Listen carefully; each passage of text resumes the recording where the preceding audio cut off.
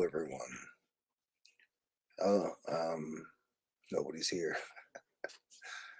It's probably better that way. Um, I'm not going to be on here for very long. I don't know if you guys can hear me very well. All right. I I it's 8:30 and my time, and I just got out of the shower. Hair's still wet, still not quite here. Um, I usually start these off by telling you guys um, an update on my midweek. So um, I'll do that. And after the show on Saturday, my wife and we got up and we went on a walk around the park Sunday morning, and then hold on, and sorry about that. So we went on the park Sunday morning, and then we got back in town. Thank you, Misty. And we got back. We got not back in town, but we got home, and our 11-year-old dog, Ruckus, was not feeling well. He a week prior to that, we had taken him in to the vet to have him, his annual appointment, and he was fine. We noticed that he was having some trouble getting up on the bed, and so we told our veterinarian, who's been his veterinarian for his entire life, and he recommended us put him on this medicine that would help with his stiffness and arthritis, and so we put him on that, and that was the week leading up to last week. And so Sunday, I take him out to go to the bathroom and try to, there's just because he's a little shaky, a little wobbly, doesn't necessarily mean anything. After all, he's 11 years old. But he goes to the bathroom like he's trying to take a poop, and he does the whole stance and everything, and nothing comes out. And I knew right then, I was like, that's not good. See, I had been there when my family's dog Ali had passed away, and he had the same kind of stuff going on. How you doing, Sonny? And where he would have false alarms. So I said, well, that's not good. I've seen that before, and it's not good. And Ali was 11 as well. But we go back inside, and everything's fine. He's not really hungry, but he doesn't eat at night. I'm telling everybody what's going on right now, Sonny. And so we go to bed, but I'm up late, because I do the night shift with the boy, so that Kimberly can get her sleep, and that light, and thank you, Dan. And so he so Kimberly wakes me up Monday morning, and I'm running on about 2 hours of sleep because it was her time when she was taking him out to go to the bathroom, and he tried to go poop again, and he was just bleeding out of his backside, about a 4 foot long trail of blood in the yard. And so I went out there to check it out because I was like, "Well, Kimberly's pretty worked up. She's pretty worried about this. What's the deal?" And I saw it, and I was like, "No, there's no way. There's no way that that's blood, because if that's blood, that's the most blood I've seen coming out of an animal that isn't dead."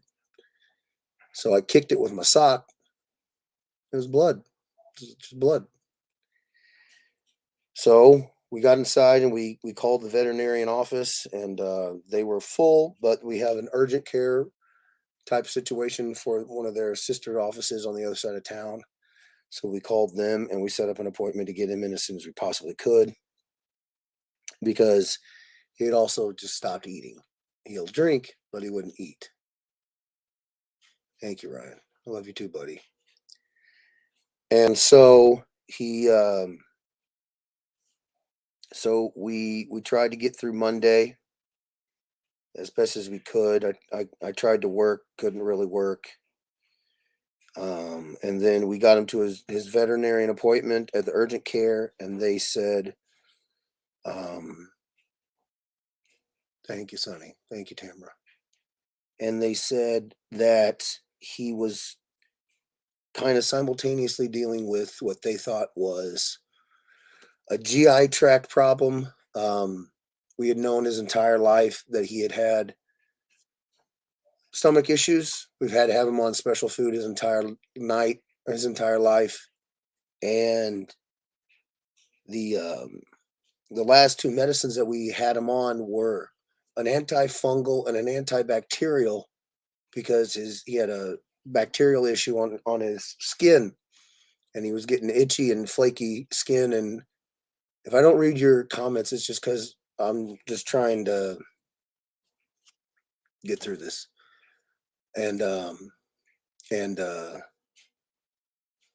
we didn't know it until we got to the veterinarian that apparently both of those two medicines will upset your tummy. And he's always had a really, really sensitive stomach. And then what they thought the real kicker was is that by giving him the anti-inflammatory medicine for his joint pain that we'd given him a week before, that we didn't know it, but we'd given him a third dose of stuff that'll really mess up his tummy. And that's what he was doing. His tummy was bleeding because of all the medicines that we were giving him. So that was their explanation for that. The balance had gotten worse. He started walking into stuff. We had known he couldn't get up onto the bed, because he was 11, but I had been sleeping in a futon in the other room for a week now because we hadn't been feeling good, and I wanted to make sure that we didn't give it back to one another. And so I said, if I'm going to be sleeping on that futon, it's much lower to the ground. I'll just have him sleeping there with me. And he would get up and he would fall out of the futon. And so his balance had gotten really bad, and he's weak, and he didn't want to eat. And his first time in his entire life, if he didn't eat, he didn't feel like eating, he would just kind of ignore the food. For the first time, he actually took his nose and he tried to overturn a bowl that I had set on the floor next to him. Not the way he does things. So things were different. Things were very different. And so the doctor said that the reason why his balance could be off is old dog vestibular syndrome. Vestibules are little connections between your eye and your brain, your ear and your sinuses, your ear and your throat, these little connections. And when they get inflamed, they can cause some balance issues. So we leave Monday thinking, okay, we got a plan here. We get him off of that medicine, and his stomach should get better. And this stuff that's basically like vertigo, he'll just have bad days of balance problems because he's 11. And we'll just focus on getting them through those days, and it'll come and go. That's what the doctor said. So we said, okay. So we go home, and Monday night, and we go home, and we go to sleep, and we get up the next day, and he won't eat again, and he'll go to the bathroom, he'll go potty, he'll drink some water, he'll drink a lot of water, but he won't poop, and he won't eat all day. And the doctors had said, give it a couple days from Monday when we saw you guys, and we'll call back. Call back and we'll check up on him. So we said, okay. And so last night, we're just like, we'll get a hold of him Wednesday morning, you know, and hopefully before the Oasis, I'll have a good news to report on a very very bad week. And last night from 2:30 to 4 o'clock, he had 9 seizures,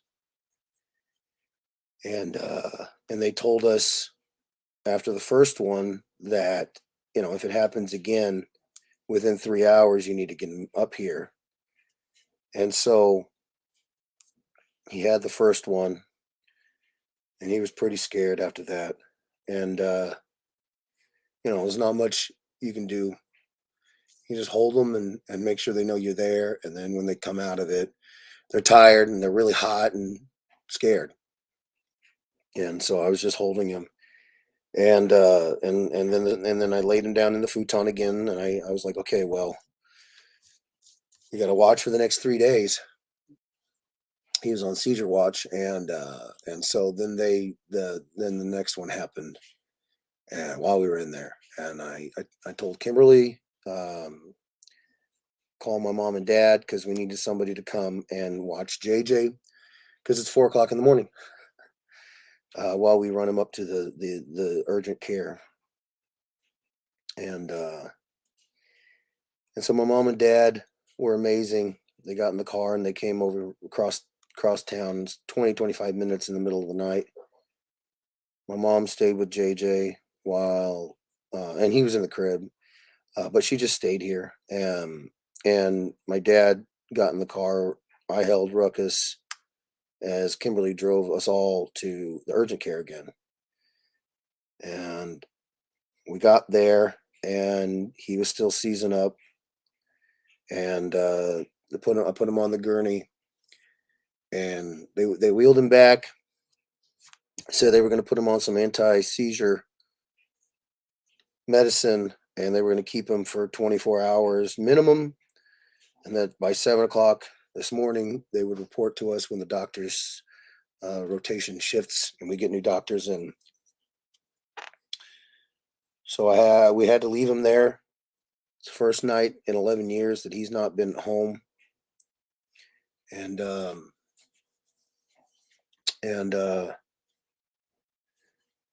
so we get home and we try to go to bed because Kimberly's got to work and I got to work. And yeah, 7 o'clock comes around. The doctors say that they're going to have to do an ultrasound on his belly because they don't know what's going on yet. They gave him anti-seizure medicine, but he did have another one. And they want to see if it's cancer. If it's cancer, it'll show up on an ultrasound of his liver, kidneys, the whole thing. And he doesn't have any tumors on any of his organs, so that's good. That's a big one because Ruckus has had many tumors his whole life. Several of which we've had to have surgically removed because they would bleed. But as it turned out, they were all fatty tumors. He is a boxer breed, so they get cancer. So we today we got that it's not cancer. He's still there. They asked us if they need to perform CPR. Would we approve? We said yes. They're going to give him IVs and the ultrasound, and they're going to try to. They think that there's something going on with his liver right now because it's not cancer. And if it is his liver,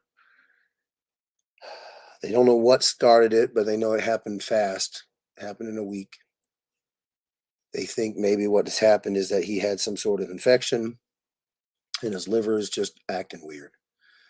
And when it acts weird, it produces too much ammonium. And when it produces too much ammonia, it can affect his brain and his neurological abilities. So they're hopeful that if they give him some antibiotics and some probiotics for his gut, that he'll come around. We don't know. He is, again, 11 years old. He's very, very scared when we had to leave him. So, as you guys might imagine, we're not doing real awesome around here. And then just to thank you, Ryan. Thank you, Will. And then just to make it even better, Kimberly and I just popped positive for COVID-19. We'd never had it before. And so we've been feeling sick since Thursday. And I've been trying to stay away from the boy, trying to stay away from Kim. She's felt sick. I felt sick. And as it turns out, there's a reason. JJ doesn't have it. We did test him. That was not fun. But Kimberly took a test. I took a test. Within a couple minutes, maybe 2 minutes top, she popped positive. I popped positive. JJ didn't. So, as you guys can imagine, I don't really feel like playing games. I hope you guys understand.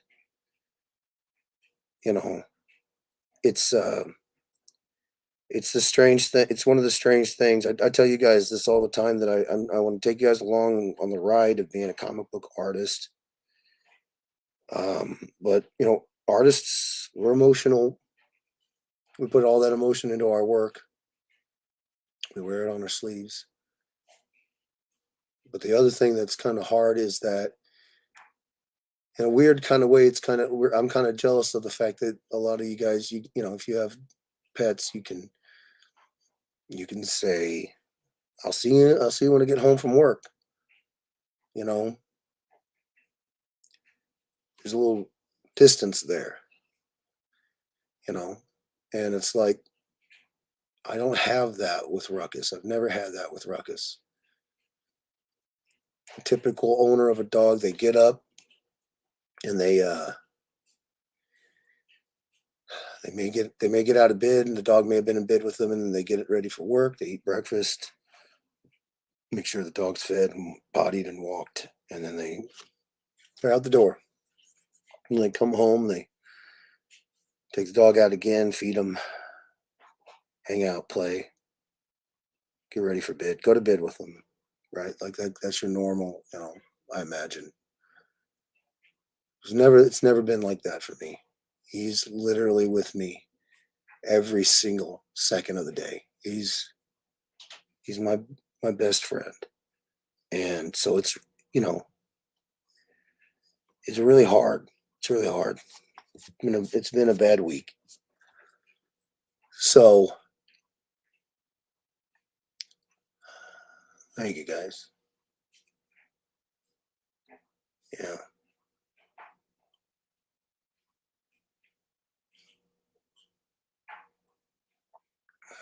Oh, hey, Joe, Ash, and Ashley. I miss you guys so much.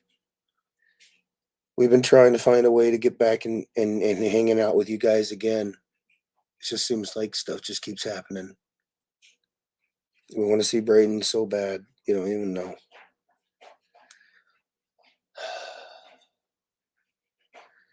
Yeah, they are, Andre.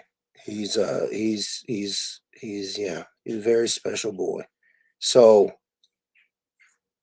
I didn't set up Steam. I'm sorry that I can't really be super energetic and happy right now, but if I were any other way, I'd be lying to you guys, and I love you guys, so I can't lie to you guys. I'm not a liar anyways, but I definitely I am who I am, and right now I'm not in we're not in a real good spot. Kimberly she's worried about JJ. She's worried about our daycare. Our daycare has in-home daycare that is run by two people in their 70s, and they have a 45-year-old daughter who lives with them because she's severely developmentally disabled, and she can't get vaccinated. She can't control herself. She's scared of needles. So it's a real concern if COVID happens to find its way into her daycare, because not so much the mom and dad, because they're all, they're double vaxxed and all that stuff, but their daughter can't. So Kimberly and I are trying to make sure that everybody's safe over there. Trying to make sure that my mom and dad are getting tested because they were here last night with us. Trying to get good updates from Ruckus's situation. So it's been bad. It's been real bad, you guys. So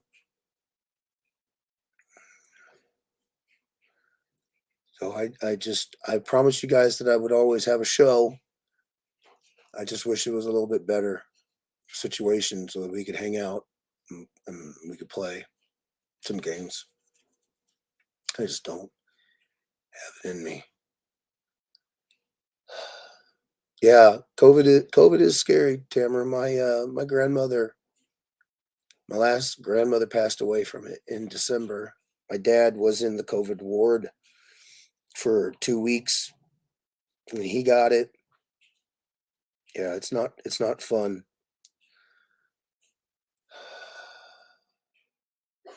But I think Kimberly and I would both agree that we're more really worried about our dog.